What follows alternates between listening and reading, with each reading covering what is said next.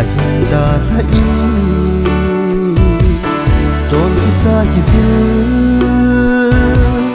thi ding sa ai ho ko sa thi sen ei hu ha ta vi o agil pe de gospel hin na thu kei din along pi hu hin khat san hi lấy xe vô số hi apui zo te me van o lagawa van dam e huting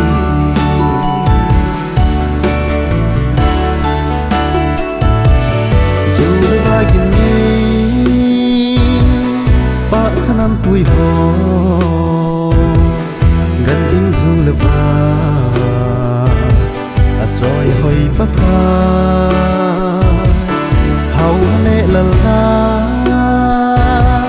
chi na le thip na hin na le dam na bakaya hi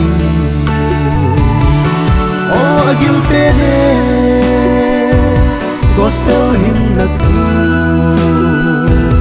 kei din along pi hu hin khat san hi lấy xe vô số hi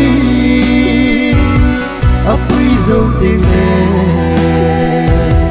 van bo lagawa van dam e huting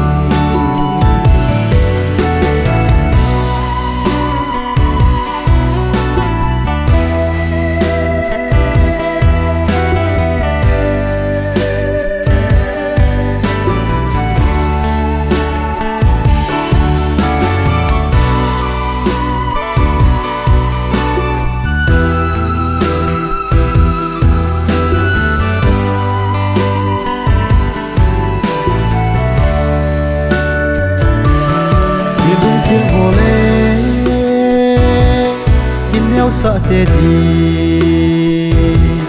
thu thing le thu gư bakai jin asi gen thui jing zong le chan chunga lung o amma nei te di lung bon na akim o agil pe ne gospel hin na thu kei din along pi hu hin khat san hi lấy xe vô số hi